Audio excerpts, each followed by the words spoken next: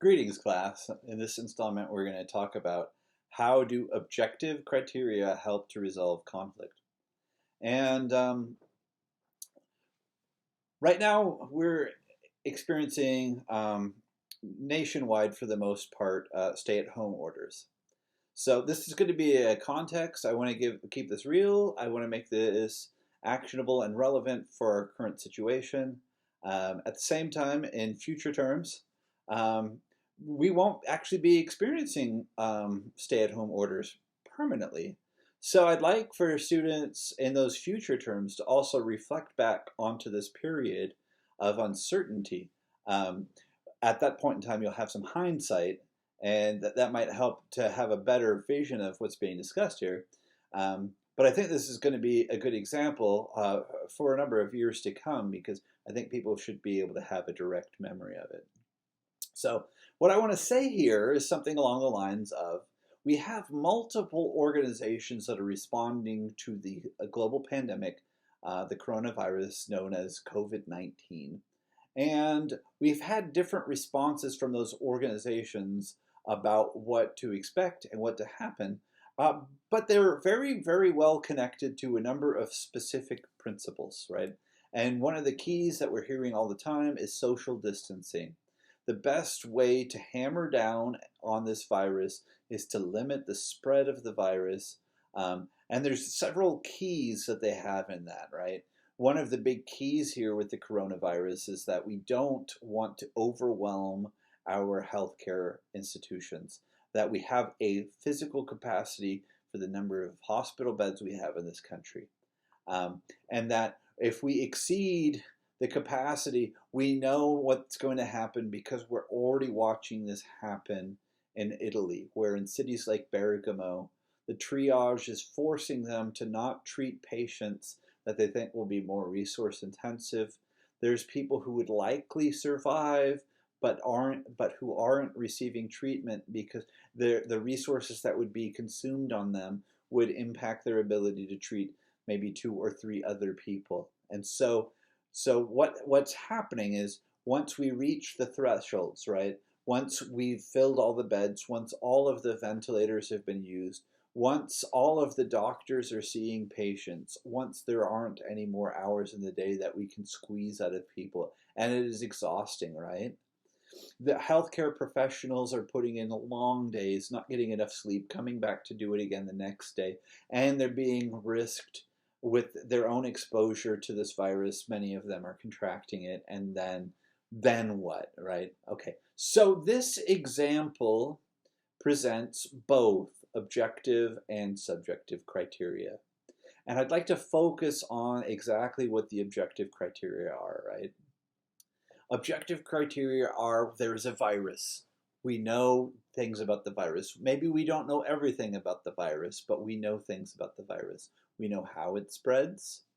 We know that there's a mortality rate. We might not know exactly the number. It might be a little bit above 1%. It might be a little bit below 1%. It's hard to know some of those objective details, which could be known, given that there's a delay between onset of illness and when the person will have either survived or not.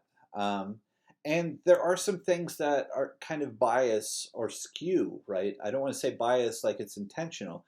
The numbers will be skewed because the worst cases will end up in the hospitals, and at some point in time they will confirm, or when the person dies and then they conduct the autopsy, they'll know cause of death. Whereas not everyone who gets infected will actually be counted. So there will be a bias that elevates that number some. But these are objective details. We know that there's a mortality rate. We know the number of hospital beds we have in the country. We know the treatment. We know which medicines to use. We know what equipment to use. We know how the virus spreads. Right? So we know different stuff. We know that self-quarantine is a great practice for people who have been in contact with but don't have a positive confirmation, right? Not all people will be tested, Not all people will be symptomatic, but if you limit your exposure to others, we know that that will reduce the spread, right? We know a number of things, right? So these are objective guidelines. And when we think about objective guidelines in these concrete terms, and we know that there's absolute values, like we can't just say, I wish we had more beds and they'll appear. We can make policy decisions to say that in the future we'll make sure we have more beds or we'll have more ventilators stockpiled or something. We can put in orders, but again, it's an objective detail. We know how quickly they can be produced, how many can be produced, how quickly they'll be delivered. We can make decisions about should they all go to New York. Right now, New York is the epicenter of cases in the US. Right? We can make objective decisions about should we distribute them according to current case thresholds? Should we do them according to future forecasts? We have models, we have predictions, we have these details in place. But that's objective. They're fixed numbers, they're countable, they're measurable things. Whether or not we've done an accurate count, right? The fact that we can test people for the COVID-19 virus, that's an objective detail. That the test might have a margin of error or false positives or false negatives or something, that can also be known. That some tests might be better than others, that can be known. Again, objective. We have a global pandemic, right? Not a hoax, right? We can prove it. It's a fact. It's happening. It's real. Objective, right?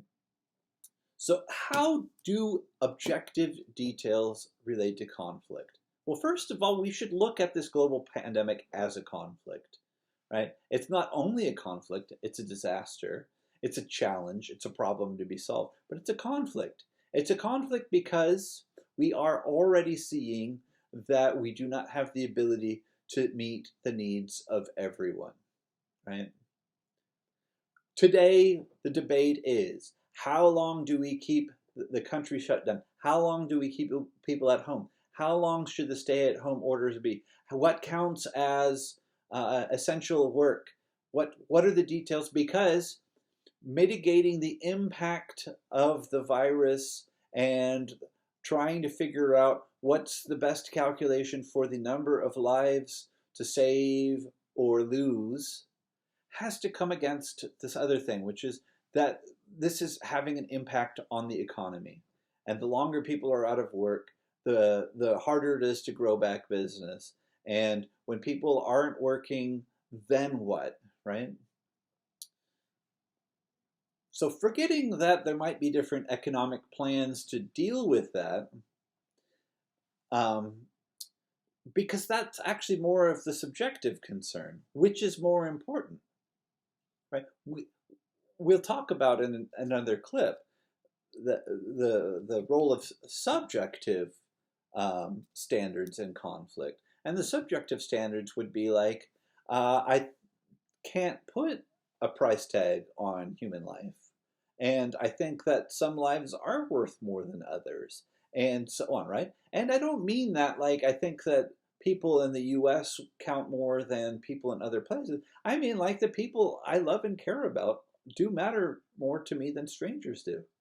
Right? And that's a general human feature, right? We have proximal circles, right? Family and friends are close, neighbors are more distant, strangers, and so forth. The more distant they come from us, the less we think about them. For I think actually the right reasons, right? We should focus on the people we interact with more than thinking about people we'll never see, right? Anyway, but focusing again on objective standards, right? This is very helpful for conflict management and conflict resolution because one, it prevents us from falling for or making failed agreements where things are promised that can't be delivered, right? I might be able to say, I can give you a great deal on 1 million hospital beds. I could say it.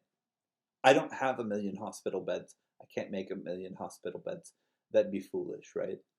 Objectively, it can be verified, it can be known, it can be documented, and it can be responded to.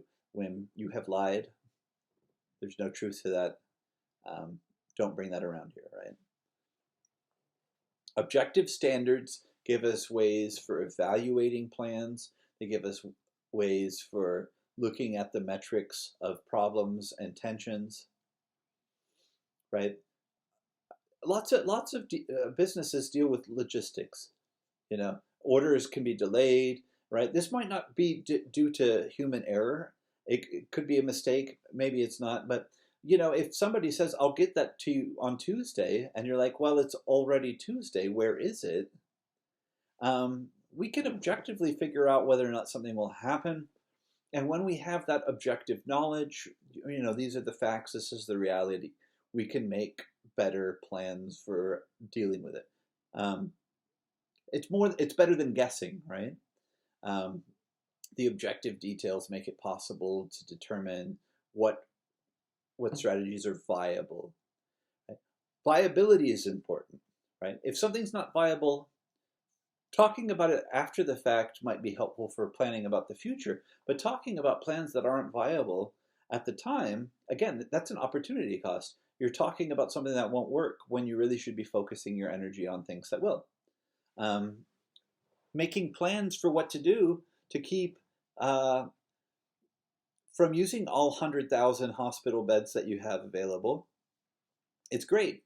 But then at the point when they're all full, talking about what to do with the hospital beds may be less important than figuring out what to do about triage or how to adapt other resources so you can increase your numbers or whatever, right? Again, it's systematic, it's matter of fact. Once your resources are expended, that might be a good time for figuring out what to do next. But figuring out what to do when your resources are expended before you're out of them might help you to make a better, more effective transition. Right? So there's lots of things that objective standards, objective guidelines can do for us. The coronavirus is just one example. Objective standards can also relate to our laws and our knowledge about law enforcement, all those rules, all those procedures. In the case of mediation, when I mediated in small claims court, I used, for better and for worse, right, the situation that they were in. If we reach an agreement today, that's great. We'll write it up. I'll take it to the judge. The judge will likely sign it for you, and you'll be able to go on your way. If at the end of our time here, we haven't reached an agreement, I'll take you back to the courtroom, and then you'll wait, and the judge will hear your case today. The judge is going to hear the case, evaluate it according to all the relevant principles of law, and reach a judgment. People will get an answer one way or another. What I found in mediation was that parties actually like to have more control over their process. Right? If you compromise a little bit, but you end up with a result that you can live with, that's better than sometimes going to a judge with the risk that you might not get what you want. In fact, you might lose everything, right? So there's a different metric there. People like to have a little bit more certainty. They like to have a little bit more control. But still, not everybody wants to sacrifice something. Some people come to court and they know exactly what the law says. They know that they're 100% in the right. They're not going to budge at all on their position. They say, the most I might be willing to do is come up with a payment plan, but you're paying me the full amount and there's no ifs, ands, or buts about it. And then the person says, well, I don't want a payment plan. I just don't think I owe you. And then they'll go to the judge, and then the judge will decide, yes, you owe them, or no, you don't, or something in between. And, objective standards make it possible for us for judgments to happen in the courtroom. They make it possible for us to buy and sell things, right? Objective standards tell us, like, there's this many ounces in a pound, and this is the price per ounce, and so on and so forth. And we can make evaluative comparisons, right? It's objective. We know it. It's known. It's finite. It's defined. And operating with those conditions when you have them is something that has those benefits. Again, we'll talk about subjective criteria in the next clip. Thanks.